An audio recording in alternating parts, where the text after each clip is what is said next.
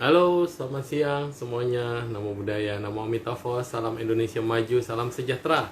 Pada hari ini kita akan melanjutkan live kita bersama dengan Suneng Shu dan parenting dari Medan Parenting Club ya. Nah, tentunya kita akan bersama-sama mendengarkan bagaimana sih sebetulnya konsep dalam menjalani ya kehidupan sebagai seorang ibu.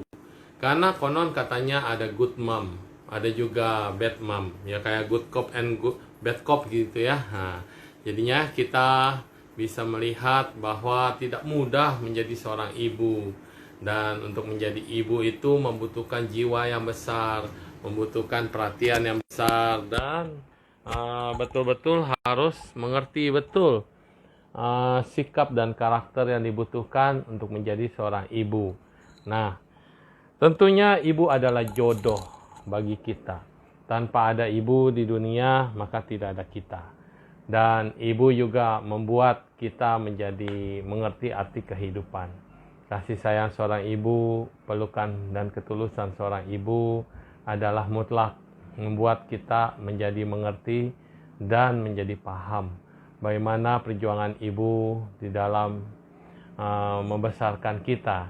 Dan hari ini kita mengundang Medan Parenting Club ya. Oke, sudah hadir bersama kita Darmawati SS SCTH S. Selamat pagi semuanya ya. Kenapa saya nggak bisa ngelihat ini ya? Ngelihat semuanya yang komentar-komentar di sini. Kalau dulu bisa nih dinaikin, ada tandanya. Nah, kalau sekarang kok nggak bisa ya? Halo, Ya, halo. Selamat Amitofo. siang, Amitofo. Apa kabar? Darmawati. Jakarta? Baik, nggak keluar-keluar. Biarkan saja apa yang terjadi Betul, dengan Jakarta. Iya. betul. Yang penting hati Jadi, kita tetap bahagia ya. ya, betul sekali. Bagaimana, Sefu? Iya, gimana Medan? Aman? Sejauh ini aman dan mudah-mudahan terus Mama. aman sih. Ya, Oke, kayaknya makin hmm. putih aja Ya mungkin karena pencahayaan ya, karena pencahayaan ya.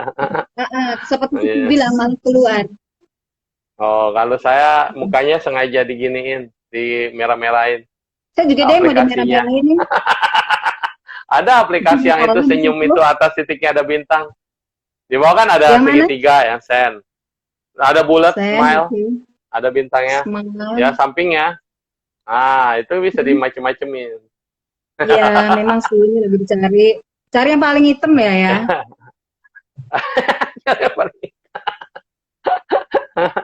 Iya, kalau saya ada aplikasi Doraemon di situ. Oh ya, oke lah untuk yang Iya, ini biar nggak mengganggu dulu. iya. Oke, hari ini Hmm. kita mau bincang-bincang apa? Silakan. Wih, Oke, di bunga-bunga bertebaran. ya artinya saya suka sekali dengan bunga karena seperti yang saya selalu ada sampaikan gitu ya. Karena bunga itu mengandung filosofi pembelajaran yang luar biasa. Maka hari ini kita akan bahas karena terkait dengan ibu. Tentunya Ya, seorang ibu seperti wanita ya selalu berbunga-bunga gitu Sefu ya. iya, betul. Mana si Iya, Mami belum muncul? oh, ini belum muncul. It's okay, mungkin lagi Belum. sibuk karena jam-jam segini biasanya ibu-ibu sibuk masak, Sefu. Ya, mau siap-siap dia.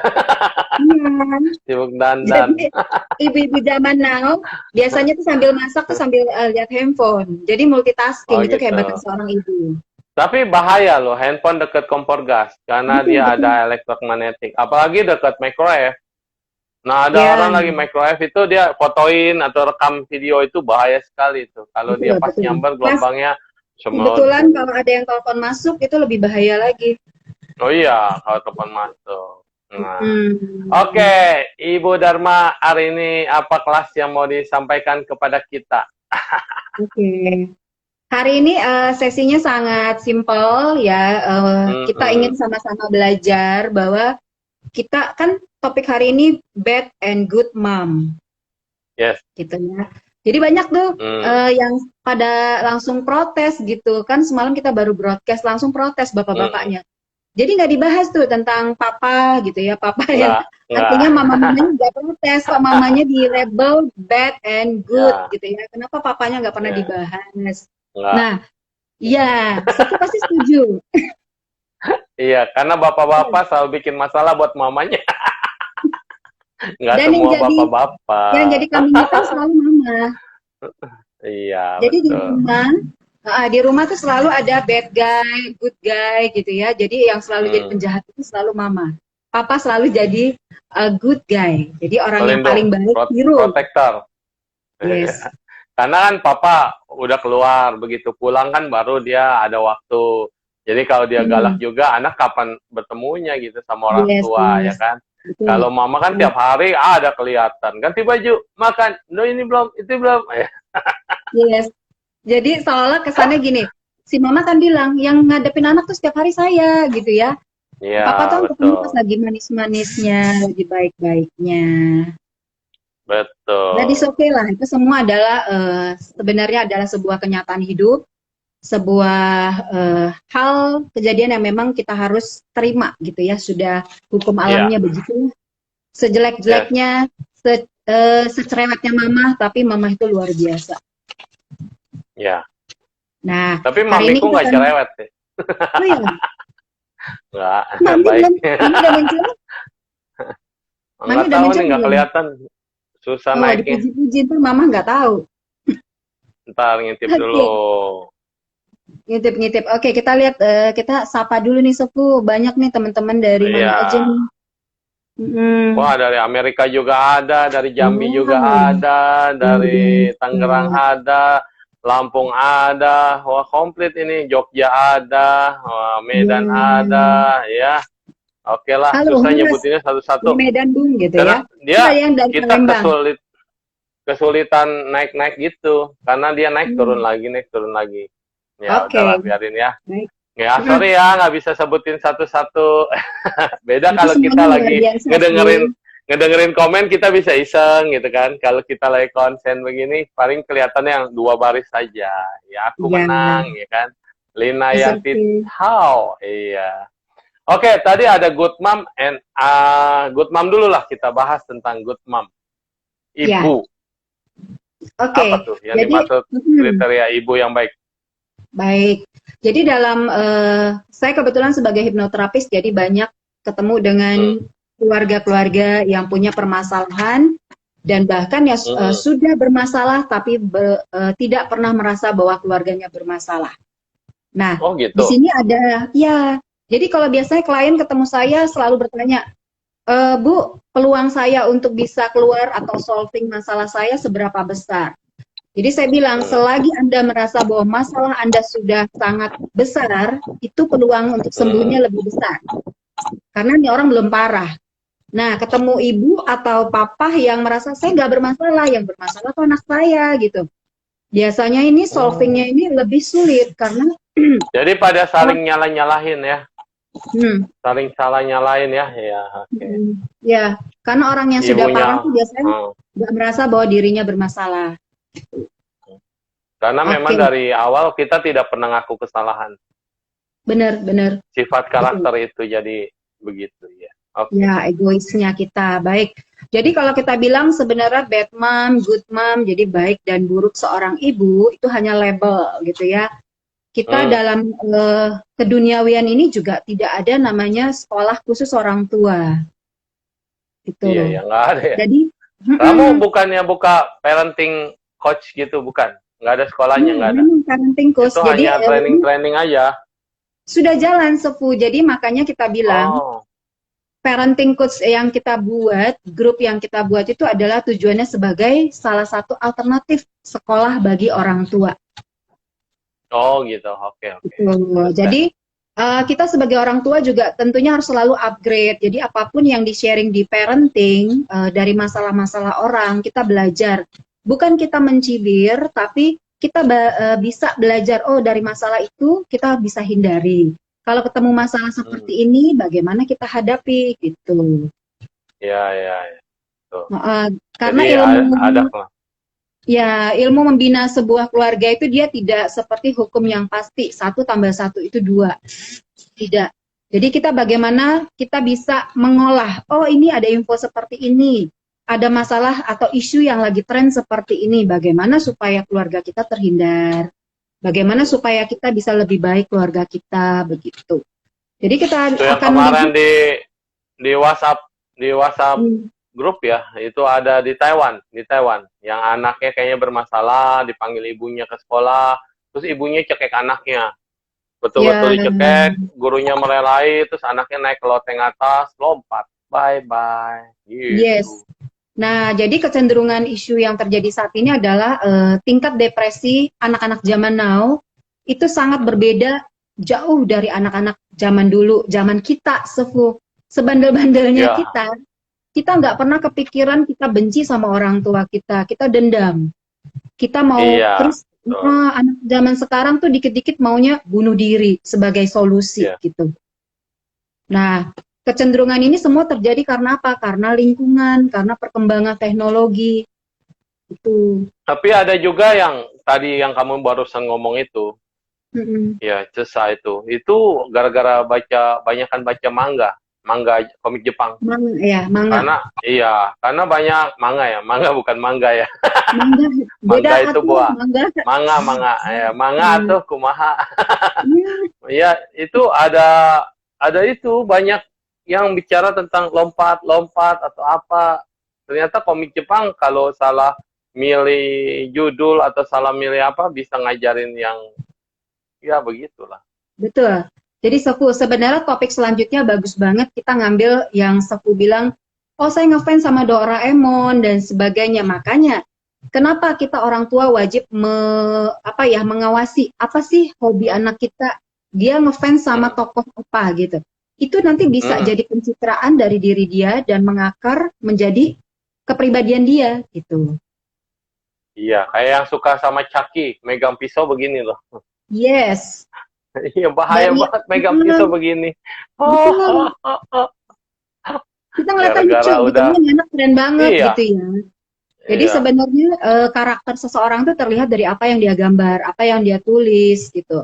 Jadi nanti mungkin bisa jadi topik berikutnya bahwa tokoh kartun itu harus kita waspadai dan bagaimana kita mengembangkan itu gitu. Jadi butuh wawasan dan pengawasan orang tua. Kayak misalnya kita bilang K-pop. Itu kan udah mulai di kartun-kartunin K-pop, Korean. Apa itu? K-pop, artis K-pop. Ya. Itu sebenarnya kita nggak sadar anak-anak kita sedang diajarkan untuk mengarah, tidak semua, tapi kalau kita sadari, mereka bisa mengakses gambar-gambar kartun yang mengajarkan dan mengarahkan anak-anak untuk menerima bahwa LGBT,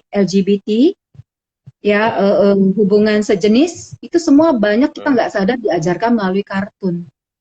Betul. Nah, orang tua harus lebih waspada. Apalagi sebenarnya kayak aku kan dulu temennya orang Korea banyak ya. Nah, kenapa film-film drama Korea itu kan romantis banget, cowoknya baik-baik banget. Ternyata temanku bilang rata-rata cowok Korea itu kasar dan terus kemudian nggak ada romantisnya.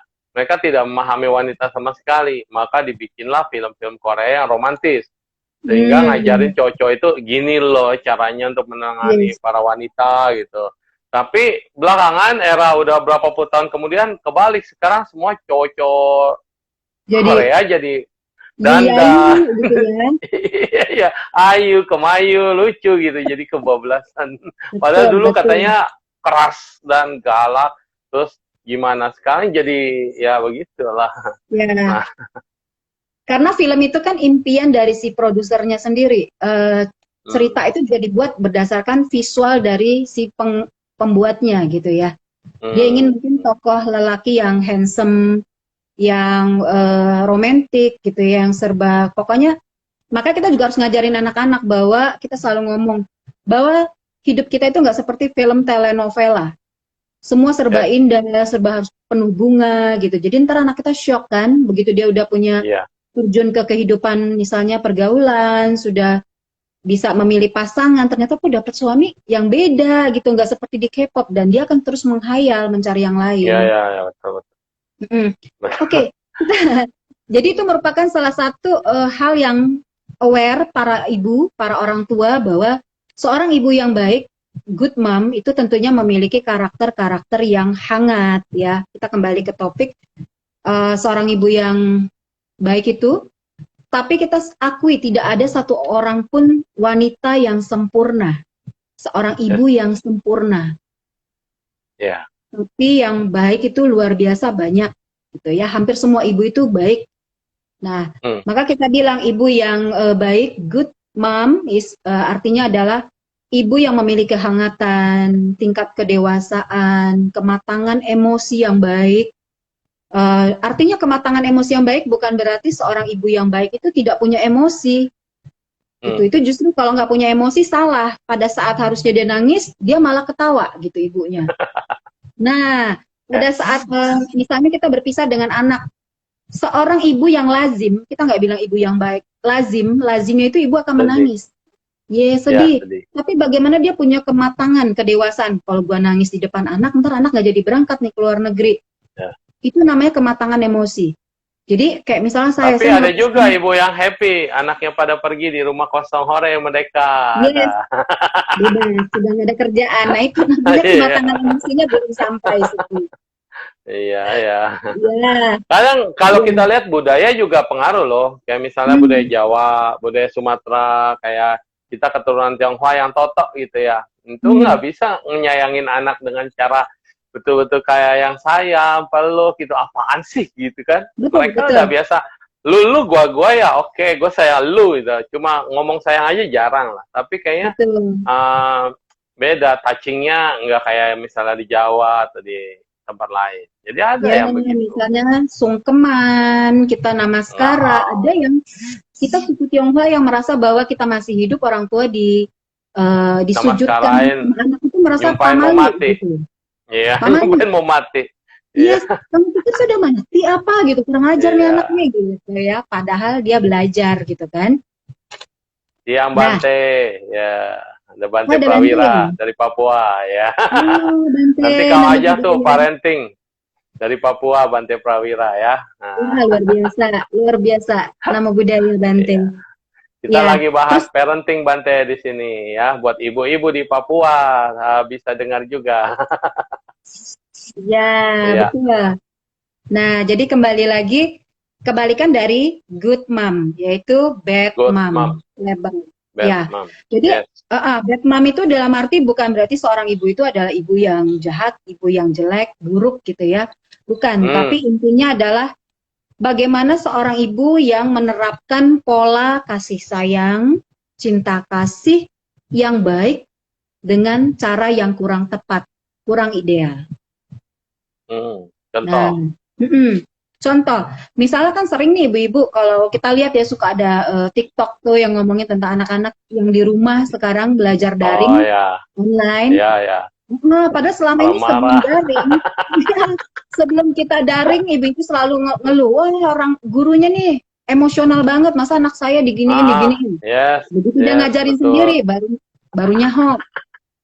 Kebakaran. Udah saya mau ke sekolah aja gitu. Iya. Intinya seorang ibu yang kita label dengan bad mom itu ya artinya dia lebih mengedepankan emosi, lebih memiliki visual itu begini. Dia memandang bahwa masa lalu dia itu adalah sebuah bayangan yang nggak bisa dia lepaskan. Ya, jadi contohnya adalah saya punya beberapa klien yang padahal guru loh, ya seorang guru yang saya Romo ya. Bante. Ya, saya punya cerita seorang klien yang seorang guru, ya harusnya guru itu kan ditiru, menjadi panutan, tapi si ibu guru ini juga manusia, dia punya tingkat emosi yang memang pendaman emosi negatif. Jadi dia mau diterapi kenapa? Karena dia merasa bahwa dia di rumah tidak dihargai dan keinginan untuk bunuh dirinya tinggi. Mudah sedih, depresi. Kenapa? Perlakuan dari si ibu guru ini, dia memiliki pola asuh yang kata-katanya kasar. Ntar kalau anaknya misalnya guru ini mau bunuh diri, si ibu kan biasa ibu yang baik kan ngomong, aduh ibu minta maaf kalau ibu ada salah, kita perbaiki, kan begitu. Tapi ibu ini selalu ngomong, kenapa tangan kamu aja disayat, kenapa nggak ngambil pisau aja, tancepin gitu, biar ke ulu hati biar meninggal sekalian, mati Itu sekalian sebelum aja. dia Gitu. jadi guru ya? Sebelum dia jadi guru ya, pengalaman masih kecil ya? Itu Kita ibu guru ceritanya kan? gurunya punya depresi, tapi Iya, yang mengakibatkan ini adalah ibunya si ibu guru iya, ini. betul, betul. Jadi Padahal ibu waktu guru, pengalaman dia sebelum jadi guru dong, tentunya ya kan? iya, Pengalaman kecil dia atau pengalaman, iya. Wah. justru ini terjadi pada saat ibu guru ini sedang menjadi ibu guru, Oh, udah jadi guru. udah jadi guru. Oh, aduh. Jadi Wah, sikap ibunya ini ternyata setelah kita terapi baru ketahuan si ibu sebenarnya tujuannya baik. Dia nggak, karena kita lihat ternyata si ibu dari masa kecil tuh nggak pernah tinggal sama orang tua. Ibunya tinggal sama nenek. Jadi dia punya kesedihan, kerinduan. Jadi dia nggak pengen anaknya seperti dia. oh, Ini kan perasaan takut, cemas yang berlebih sehingga mengakibatkan tingkat emosi yang tidak terkontrol. Jadi penyesalan, kesal itu ditumpahkan sama si ibu guru ini anaknya. Gitu. Jadi ngomong seperti sepupu bilang, nggak pernah ada bagus-bagusnya. Nggak ada kata romantis sama si anak gitu ya. Jadi selalu ngeluh, si anak harus mandiri. Jadi terakhir tiap hari dimarahin dengan kata-kata yang kasar. Ini kita sebut sebagai bad mom. Artinya tujuan kita baik sebagai orang tua, tapi cara kita kurang tepat. Gitu. Jadi banyak tuh orang tua suka ngomong gini, zaman dulu ibu tuh susah banget. Tapi kita pengen anak kita ini merasakan kesusahan kita dengan cara kita jejelin terus gitu, jadi racun. Nah, itu adalah dari sisi seorang ibu yang kita label bad ya, buruk gitu. Intinya tujuannya baik dengan cara yang kurang tepat. Begitu. Jadi nggak ada sih ibu yang jahat gitu sebenarnya di muka bumi ini. Cuma kita prihatin sama ibu-ibu zaman now, maka kita bilang ibu-ibu zaman milenial itu kondisi depresinya jauh lebih tinggi dari ibu zaman dulu. Ibu milenial padahal itu anak cuma satu, anak dua, iya, satu paling anak zaman paling dulu, iya. ibu-ibu zaman dulu 10 anaknya. 12, 10, 12. 8. 7 mah Iya. dikit katanya. Iya. 12. Nggak pakai suster lagi ya? Yes. Anak-anak zaman dulu makan nasi putih sama garam aja udah gede gitu loh, udah pintar. Anak sekarang makannya kan enak-enak sefu. Iya, junk food. Iya, betul, junk food. Jadi kita kembali lagi bahwa tingkat depresi ibu zaman milenial ini lebih tinggi tekanannya. Kenapa? Dia dihadapkan dengan kondisi bahwa si ibu zaman sekarang, kalau nggak kerja, nggak bantu kerja, cari nafkah, biasanya perekonomian kan susah nih.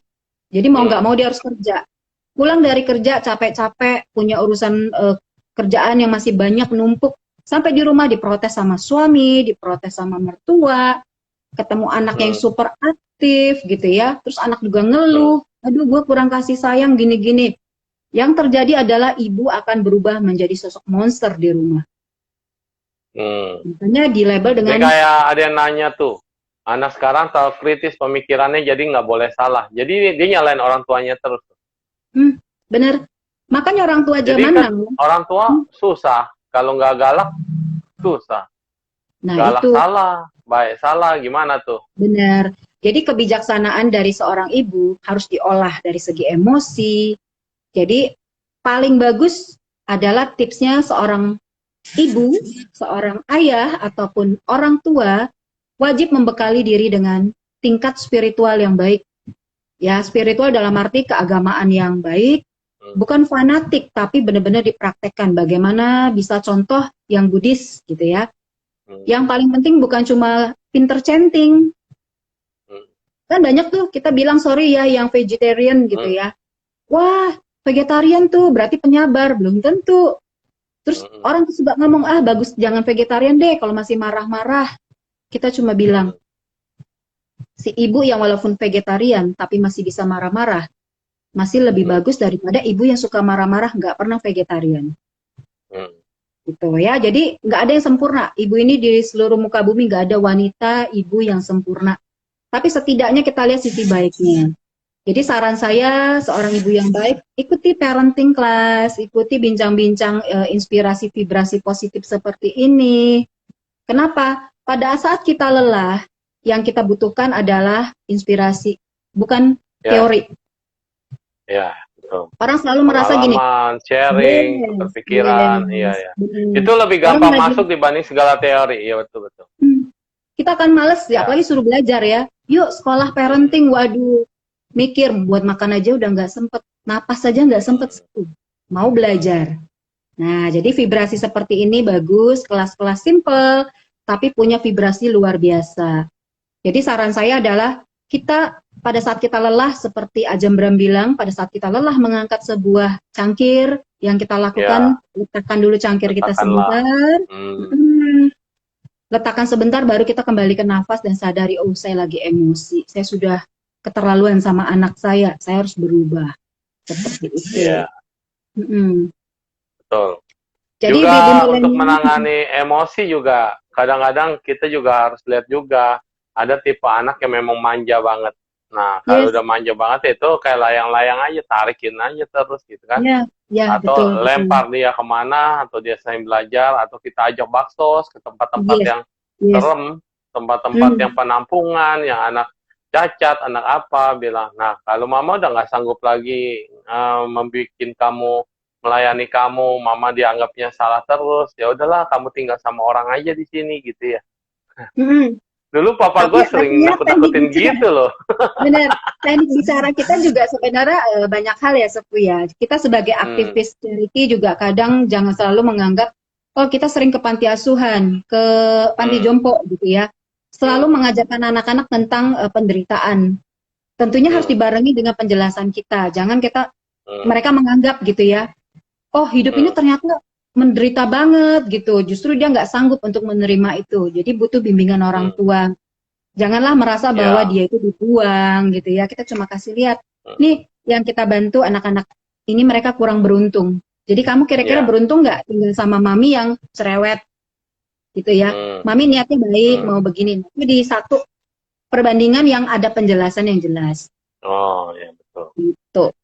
Ya Jadi, kadang-kadang juga di panti asuhan itu juga ada keindahan di sana, mereka hidup bersama, terus juga kekompakannya, disiplinnya, ada yang makan yang udah pada berhasil juga ada. Jadi memang betul menjelaskan sesuatu jangan satu sisi, jangan ditakut-takutin aja.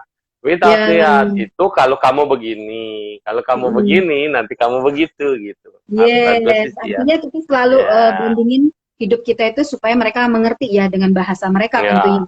Karena anak satu dengan anak lainnya kan beda pengetahuan, kemampuan menangkap bahasa ya.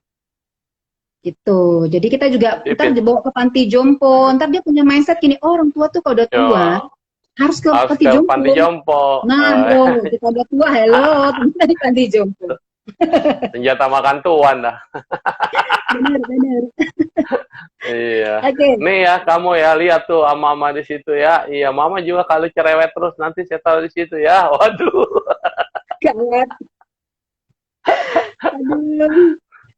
Oke. Jadi kita bilang bahwa terciptanya bad mom itu karena lingkungan, karena masa lalu. Kita nggak pungkiri bahwa keluarga zaman now itu banyak yang broken home, banyak yang terjadi perceraian, walaupun nggak cerai juga misalnya banyak dilema, banyak pertengkaran. Ini yang harus kita lebih waspadai sebagai orang tua. Satu, biasakan kita punya satu tradisi ya, ritual dalam keluarga. Kalau kita punya selisih paham, jangan di depan anak. Tapi orang kalau emosi udah nggak lihat tempat. Betul. Emosi harus udah marah komitmen. langsung aja. Perlu komitmen. Jadi begitu si papa kebablasan, si ibunya diem. Gitu. Jadi jangan papahnya marah-marah, ibunya bawa piring, bawa mangkok dilempar-lempar gitu. Itu kan nggak komitmen. Karena ini benar-benar banyak kasus ya anak-anak tuh traumanya luar biasa. Nanti begitu mereka dewasa itu masih ada di dalam batin mereka dan jadi trauma ke depannya. Mereka takut berumah tangga, tidak percaya dengan pasangan yang beda jenis, mereka lebih nyari yang sejenis. Misalnya anak yang hobi atau suka dengan mamah, favorit banget, benci dengan papa, tidak heran ke depannya dia bisa menjadi lesbi, nggak percaya laki-laki gitu. Ataupun sebaliknya, dia merasa bahwa papahnya itu paling baik gitu ya, papa yang paling bisa dipercaya, mamah nggak bisa karena nih saya baru terima kasus ini, dia nggak percaya sama mamah karena papa selalu ngomong mama tuh nggak baik, mama tuh jahat gini-gini. Jadi akhirnya si anak tertanam. Dia butuh sosok laki-laki yang seperti papa, dia cari yang lebih Ya, tua. om-om.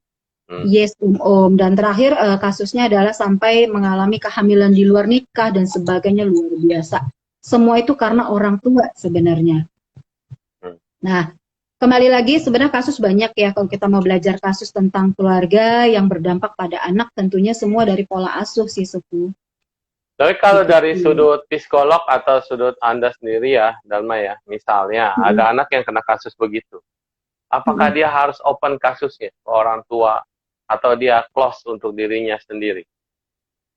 Yang terbaik adalah mencari konsultan, konselor ya, yang artinya profesional, bukan dibuang ke medsos atau cari orang yang kita sampaikan terus diviralkan gitu. Itu tidak akan berdampak positif yang lebih banyak ya. Yang terbaik adalah kita cari konsultan yang profesional, tentunya seperti misal kita bilang psikolog, atau kami para hipnoterapis, karena kenapa? Itu pendaman emosi yang harus di releasing, dibuang, bukan dipendam. Ya, Biasanya maksudnya dengan, itu si anaknya itu, yang kasus itu anaknya. Nah, apakah dia harus ngomong sama orang tuanya? Karena kan kalau ngomong sama orang tuanya bisa kacau atau bisa bagaimana, atau orang tua bisa stres atau nggak terima atau dia bisa diusir. Nah, apakah dia harus close diem untuk dirinya sendiri atau dirinya mencari psikolog sendiri atau memang harus bercerita sih sama orang tua?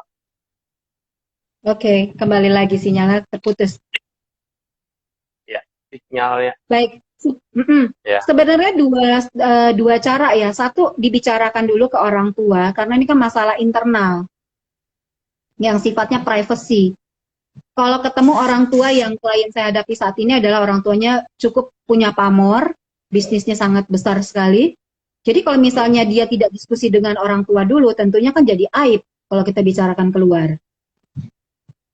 Tapi yang Ya. dia Bukan kitanya yang bicara keluar, maksudnya anaknya itu sendiri. Ya, Kan dia betul. kan ngalamin kayak begitu kan. Nah, dia itu harus ngomong apa enggak ke orang tua? Yang pasti harus ngomong pertama. Tapi apa bisa diterima gitu kalau misalnya? Kalau tidak bisa diterima, kita juga jangan biarkan. Yang penting adalah kedua, kita cari solusi penyelesaiannya, kita cari mediasi. Kita cari orang yang memang orang tua kita percayai.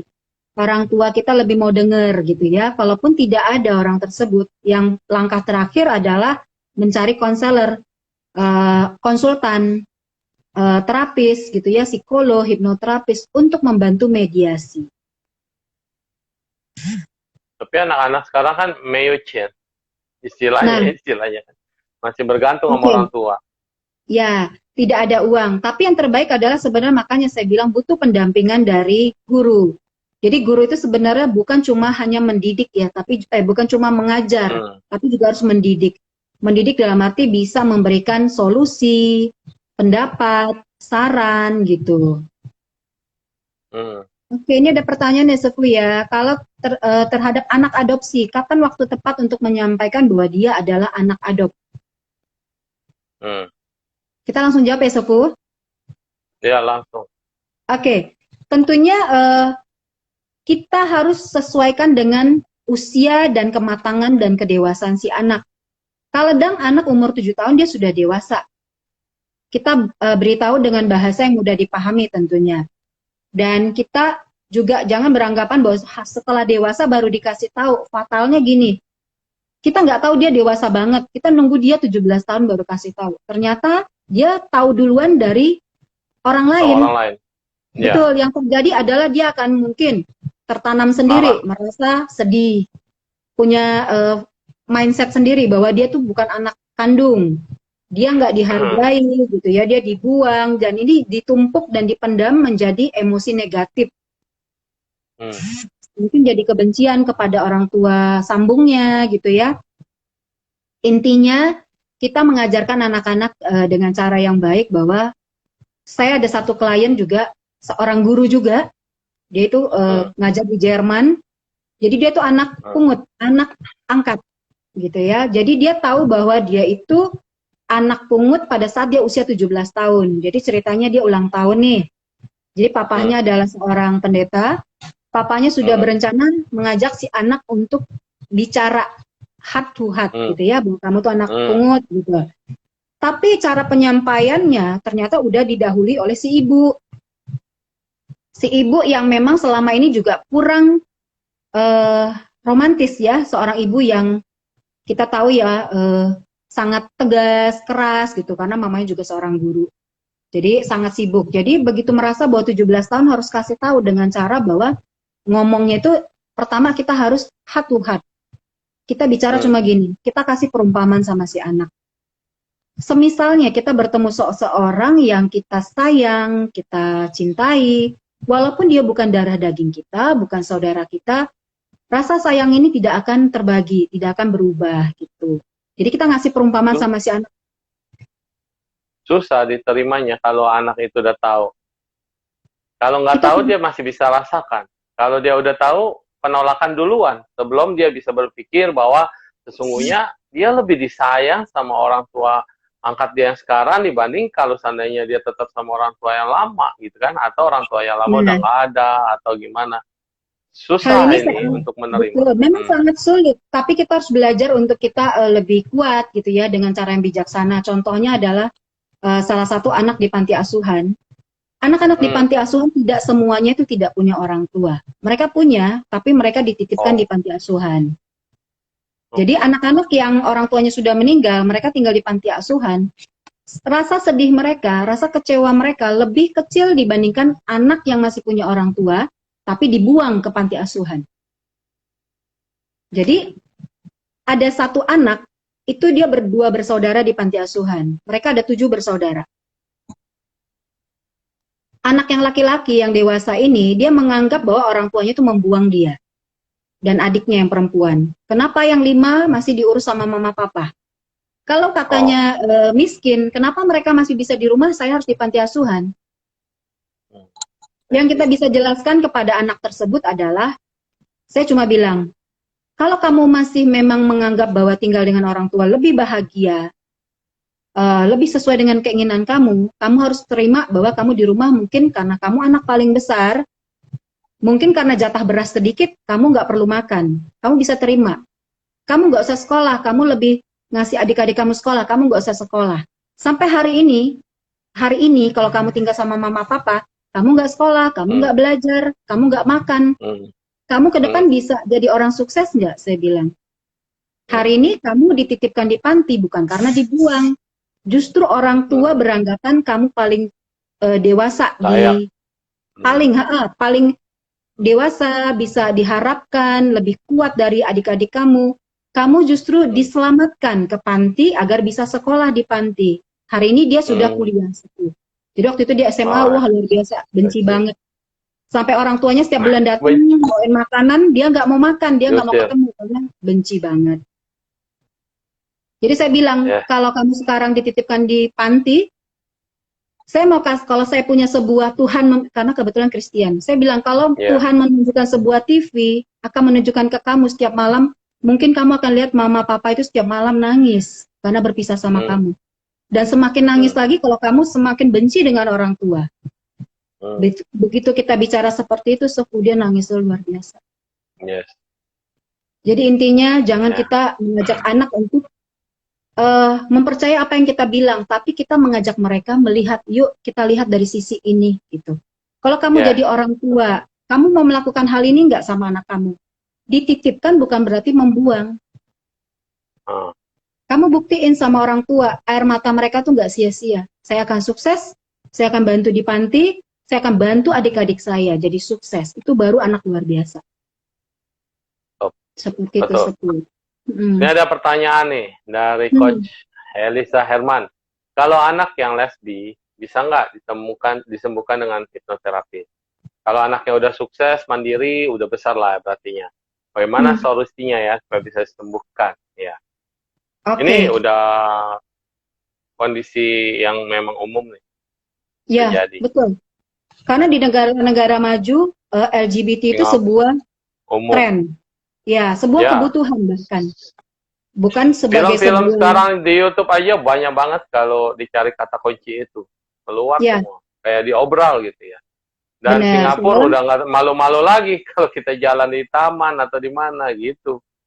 Udah Iya, Dengan kalau malu kita ke lagi Singapura. Taiwan itu juga mereka lagi memperjuangkan gitu Taiwan. ya, kampanyekan gitu di area Udah publik. diizinkan, udah legal. Iya. Karena Jadi buat presidennya para juga. ibu, ya, jadi bagi para ibu kita harus membuka hati, buka pikiran kita bahwa ini sebuah tren, fenomena baru sebagai tantangan. Kalau ditanya bisa sembuh nggak? Satu kata kunci, yang penting orang yang memiliki masalah ini dia mau berubah, Ya. gitu ya. Dianya Jadi sendiri ya, dianya sendiri. yes. Iya. Kalau ditanya bisa berubah nggak? Tentunya seizin dari orang tersebut. Kalau seperti kita bilang pasien, sepintar apapun dokter tidak akan mampu menyembuhkan pasien yang memang tidak percaya sama dokternya. Dan dia tidak mau sembuh. Yes. Dikasih obat dia nggak makan. Dikasih treatment dia nggak terima. Mindsetnya menolak. So, semua akan sia-sia. Tapi Yes. kalau si anak itu akan berpikir bahwa gue harus berubah. Kalau gue begini terus, orang tua gue bakal sedih, depresi. Ini cara gue berbakti adalah gue mau berubah. Tapi intinya saya mohon para orang tua, anak-anak yang punya penyimpangan perilaku, mental, itu biasanya banyak penyebab. Ya, ada yang memang sistem kita merasa bahwa kadang dari lahir aja, masih kecil aja dia udah kelakuannya anak laki-laki kelihatan seperti cewek. Ini berarti bukan cuma karena lingkungan saja ya, tapi memang sudah seolah lahir sudah membawa gen itu. Yang perlu dilakukan adalah pendekatan yang lebih humanis, lebih hangat. Kita bicarakan bahwa ini menyimpang, nak. Kalau dia bisa berubah, kita coba. Penjelasan yang terbaik ya yang saya pernah dengar itu Dr. Boyke sama Deddy Kobusier itu belak-belakan semua bicara tentang itu. Ya. Yo tahu li, masuk akal gitu. Bahwa kondisi sekarang itu yang menyebabkan itu apa? A sampai Z dibabarin, mungkin bisa lihat sendiri di YouTube ya, karena ini agak sensitif, jadi tergantung kebiasaan masing-masing. Dr. Boyke dengan Deddy Kobusier itu bicara belak-belakan tentang itu. Nah, jadi sekarang kita mau bahasnya yang udah kena lah, udah terjadi gitu ya. Kalau di hipnotis atau hipnoterapi memang mampu kita saya hapus banyak memorinya. saya menyembuhkan beberapa klien yang memang memiliki penyimpangan seksual. Gitu ya, itu mampu disembuhkan. Intinya adalah dari tekad dari si klien sendiri. Dia memang Tanpa mau lepas live, menyudahi. tanpa Beberapa lepas live. Oh yes. Tapi jujur Sefuya, semua banyak kaitannya dengan past life. Ya memang sebetulnya. Cuma Karena kan kalau yang nggak percaya susah ngejelasinnya. Iya. Jadi saya ada klien juga yang tanpa harus ke past life juga sembuh. Kenapa? Karena bakat pencinta sejenisnya itu muncul pada saat di rahim, saat menjadi janin. Why? Yes, saya singkat aja ceritanya. Jadi seorang wanita, dia udah berkeluarga, udah punya anak, tapi dia punya fantasi seksual sejenis. Jadi dengan suami itu dia nggak menemukan kepuasan. Jadi dia selalu, kenapa saya selalu menghayal tentang sesama perempuan, berhubungan intim gitu, Sefuya, maaf ya. Jadi setelah di terapi, dia masuk ke kondisi waktu waktu kecil, sering melihat papa mama berantem. Oh ya.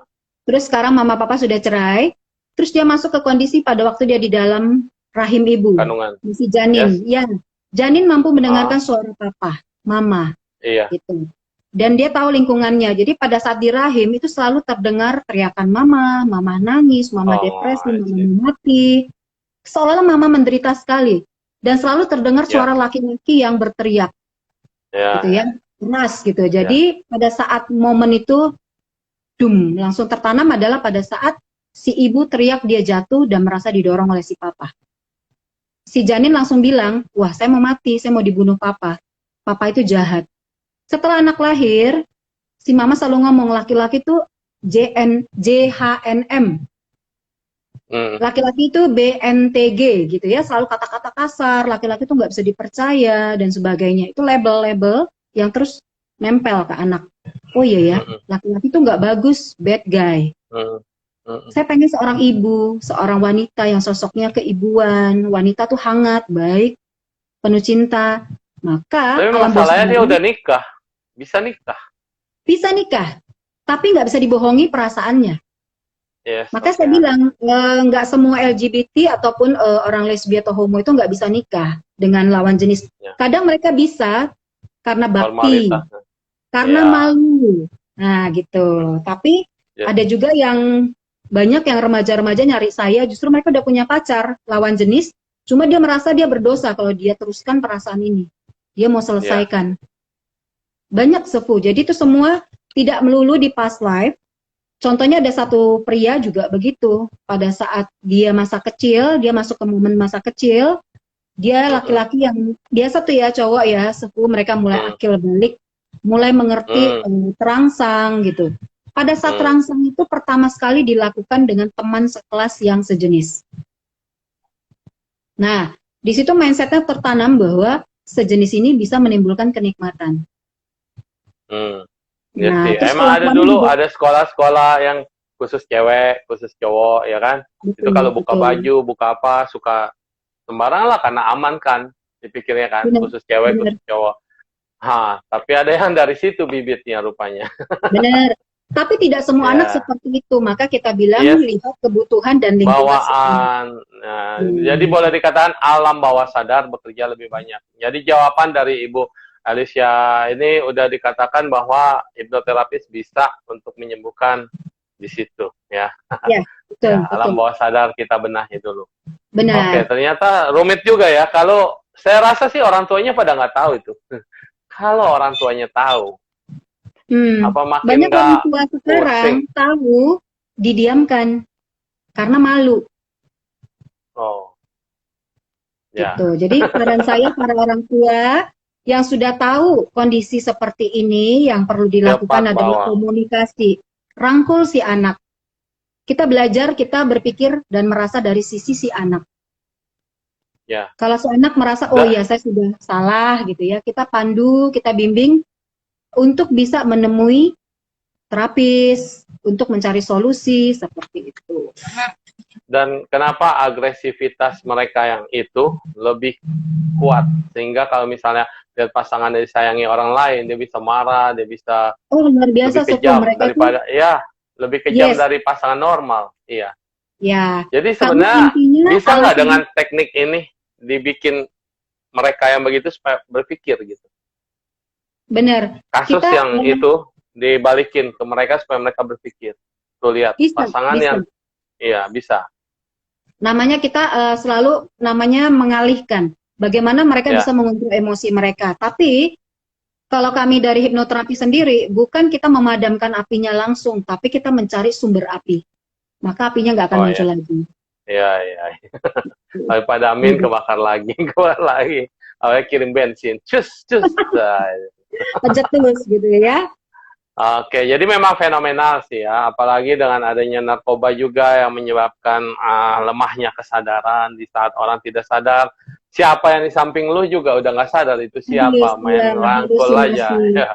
Benar, Betul, benar. apalagi halu, wah halu kelas tinggi. Jadi di sini boleh saya simpulkan bahwa kadang-kadang ekonomi seseorang makin tinggi, makin bagus, makin apa, masalah juga mungkin makin besar Semakin tanpa kompleks. disadari ya. Yes. Iya, semakin kompleks. Apalagi yang Paling ekonomi orang yang juga susah, dia harus kerja, harus fight. Jangankan mikirin begitu, mikirin hidup besok aja susah gitu. Jadi Betul, kadang-kadang inilah betul. plus minus kehidupan. Yang berlebihan, yang banyak uang, dia bingung uangnya untuk apa. Akhirnya padahal dia nggak ada masalah, tapi dia salah pergaulan, dia pikirnya ini lagi model, ini lagi trending, dia ikutin aja, dan akhirnya satu biasanya yang kayak gitu terjebak narkoba, terjebak pergaulan bebas. Terus ketiga sudah banyak pengaruh-pengaruh yang sudah open media sekarang ini menyebabkan orang itu, oh kayaknya begitu nggak ada masalah. Ya tidak masalah, hidupmu selama masih di bumi itu adalah murni 100% hidupmu. Tapi pertanggungjawaban itu kan bukan di bumi. Di bumi Betul. paling orang ngomongin, netizen ngomongin, orang hina atau apa, kalau ketahuan jadi malu. Ya itu kalau kamu udah kuat nanggepin itu segala macam ya oke. Tapi nanti after that, after life, setelah kematian ini kamu mau jadi apa dan bagaimana pertanggungjawabannya nanti. Dan Betul. bayangin nggak sih orang tua yang mendengar anaknya kayak gitu, setiap hari dia seperti apa sakitnya, setiap hari dia mengalami guncangan orang tua ini ya. Umur orang tuamu berapa lama sih dia harus menanggung seperti Benar, itu, dan betul, setelah betul kematian orang tua masih membebani kamu, masih pikirannya terbeban sama kamu, harusnya orang tuamu bisa terlahir di alam bahagia, alam tinggi, tapi malah gara-gara mikirin dia jadi turun. Benar, benar sekali. Cuma satu hal, kalau orang curhat sama saya juga suka bingung nih positioning ini ya kan. Kadang-kadang ada banyak beberapa yang curhat. Cuma kan kita juga bingung mau kasih tahu apa. Kalau kasih tahu tentang karma, kasih tahu tentang masa lalu, tentang apa. Kesannya jadi seperti membenarkan. Kalau nggak dikasih tahu juga gimana ya? Misalnya kan dalam kehidupan lampau nih, ini suami terus. Sekarang tiba-tiba kelahiran, sekarang dia jadi cewek. Dulunya laki-laki terus dalam beberapa kehidupan. Sekarang jadi cewek, kan casingnya cewek. Tapi otaknya kan laki-laki. Dan ini belum tentu LGBT sebetulnya. Tetapi gerakan dia, semua pikiran dia, itu merasa dia cowok, ya kan? Nah, itu mungkin masih bisa dibenerin. Tapi kalau dia ketemu lagi sama pasangannya yang dulu bersama-sama, ketemu lagi dalam kehidupan sekarang, dan sesama itu bahasanya. Cintanya dalam dulu, sekarang ketemu lagi masih mencintai. Gimana bantah? Nah, ini dia. Susah. Dan jangan dijadikan ini alasan. Ini jodohku dari masa lampau loh. Iya, alibi. Kebetulan kalau ketemu lain pasangan, banyak sih saya bertemu ya, kita bilang dalam masyarakat, ataupun kalian namita, ikatan karma, ikatan jodoh itu kuat sekali. Dan bahkan karena mungkin kita aktif di organisasi yang sifatnya spiritual, kemampuan itu semakin kuat gitu, memorinya semakin kuat. Yang perlu disadari adalah ya pasti kematangan emosi kita. Dengan kita menyadari bahwa gender kita sama, tentunya tidak perlu menjadi pasangan suami istri layaknya ataupun pasangan beda jenis, tapi yang diri kita sadari adalah menjadi ikatan persaudaraan. Ya, saling, jadi lebih ke bahayanya lagi, dulunya suami-suami kita atau dulunya istri-istri kita, sekarang kita udah menikah dengan orang lain dan kita ketemu lagi dengan dia. Nah, ini juga jadi alibi nih. Alibi. Tapi saya sering banget ketemu hal ini, ya. Saya ketemu hal ini, saya cuma mengambil perumpamaan yang paling bagus adalah perumpamaan wanita yang meninggal di tepi pantai. Mungkin teman-teman yang tidak pernah dengar, kita selalu ceritakan ini gitu ya. Jadi ceritanya gini, ada kita perumpamaan kenapa misalnya contoh kita nih, kita ketemu temen cowok, tapi kita punya feeling heart gitu ya, punya satu perasaan yang dalam. Terus tanpa kita sadari, misal kita jadi selingkuh dan sebagainya, itu kan tidak disarankan. Tapi kita juga tidak bisa pungkiri, kadang ikatan yang terlalu dalam di masa lampau, itu nggak bisa kita ngomong dengan teori, lupain, itu kan lain kehidupan, gitu. Lu kan nggak ngalami perasaan ini, gitu ya. Kita cuma kasih perumpamaan, seorang wanita yang sudah menjadi mayat, ya, mati di tepi pantai. Jadi ada 3 pria yang lewat di pantai. Pria 1, 2, dan 3. Pria pertama setelah melihat wanita di pantai itu timbul rasa kasihan. Duh, kasihan ya gitu ya. Tapi dia tidak melakukan apapun, dia hanya lihat wanita itu sekilas. Dia pergi. Pria kedua timbul rasa kasihan melihat mayat wanita. Yang dia lakukan adalah mengambil sepotong kain menutupi mayat wanita itu. Dia pergi. Pria ketiga kasihan dan terus menutupi dengan sepotong kain dan dia menguburkan mayat wanita itu selayaknya. Nah, 3 perumpamaan ini adalah seperti sahabat-sahabat, orang-orang, teman-teman yang kita temui di kehidupan ini. Kadang lawan jenis bisa ada ketemu, ada chemistry, gue seneng ya, demen sama dia gitu. Tapi sepintas lalu udah hilang. Yang kedua, demen, chatting-chattingan, tapi sepintas lalu hilang gitu. Yang ketiga, udah tahu di pasangan ini sudah berkeluarga, sudah punya pasangan, dia demen, akhirnya selingkuh. Sorry, itu yang kedua, yang selingkuh. Yang ketiga ini benar-benar di kehidupan ini jadi suami istri. Nah, intinya, semua yang kita temui dalam kehidupan ini, yang kita tidak sadari kita punya feeling tertentu di dalam alam bawah sadar kita, itu memang ada kaitan dengan past life. Tapi kalau kita ketemu selingkuhan yang kedua ini, cowok yang sudah bantu tutupin kita, dia memang berjasa di kehidupan lampau. Tapi tidak bisa dibandingkan dengan suami ataupun istri yang kita jadikan pasangan di kehidupan ini. Artinya jasanya lebih besar dibandingkan kedua pria ini. Jadi kehidupan ini sampai kita meninggal pun dia akan hadir di dalam pemakaman kita ngurusin bahkan semuanya menyuburkan dan dapat gitu. label Dan janda atau duda. Yes, right. ya, Yalah, jadi ini saya betul. kasih perumpamaan bahwa ini kita nggak bisa hindari. Karena jodoh Ya, semua ketemu lagi. Jadi kalau kita bisa balas di kehidupan ini, ya kita balas dengan kebaikan, sama-sama menjaga keluarganya, anaknya, begitu. Tidak perlu menjadi pasangannya. ya. Tadi ada yang Hmm. nanya nih, kalau membenahi alam bawah sadar gimana? Ya tetap harus Gampang datang sekali. terapi ya. Gampang. Tidak wajib ketemu sefu ataupun online ya. Meditasi online itu juga salah satu bentuk membenahi alam bawah sadar kita. Jadi relaksasi diperlukan, ketenangan diperlukan untuk kita bisa mengakses alam bawah sadar kita dan lakukan pembenahan sendiri. Namanya self therapy. Oke. Jadi ini susah juga jadi ibu ya. Kita lagi bahas tentang ibu sebetulnya. Tapi ini menghadapi anak, menghadapi permasalahan hidup susah ya. Jadi beneran ya. Jadi jangan merit lah ya. Oh, jangan. Artinya gini, kesusahan itu tentunya bisa terbayar dengan kesuksesan dan proposal hidup. Setiap manusia lahir dia punya proposal. Dia punya hal yang harus dijalankan. Jadi ingatlah bahwa perjuangan itu nggak akan sia-sia. Selalu ada hasil yang luar biasa yang terbayar karena perjuangan. Kalau jadi ibu santai-santai, nggak ada perjuangan, otomatis kita bisa bilang bahwa bondingnya, sensasi seorang ibu itu berbeda. Kepuasan bahwa kita sebagai ibu itu berbeda. Bukan berarti nggak berjuang, nggak susah, bukan ibu yang hebat, bukan. Tapi kita mampu gitu. Kita harus yakin semua masalah dijadikan satu kesempatan untuk bisa upgrade diri, untuk bisa menjadi manusia yang berkualitas lebih lagi. Gitu. Pemirsa, sudah 56 menit. Pertanyaan saya, apakah kita mau lanjut atau tidak? Karena banyak, luas banget yang bisa kita pelajari dan memang luar biasa di sini. Ya, kita kembalikan lagi apakah kita mau lanjut? Ya, silakan di voting. Oke, sebelum habisin Kalau waktu saya saya sih oke-oke aja. sama teman-teman ya, sebelum kita mau bahas bahwa benar nggak sih ikatan kehidupan lampau sebagai ibu dan anak atau ikatan apapun di masa lampau yang baik bisa berlanjut di kehidupan ini. Yang paling kita spesifikkan misalnya contoh, dulu kita punya hubungan yang baik di kehidupan ini menjadi ibu dan anak. Itu benar nggak gitu ya?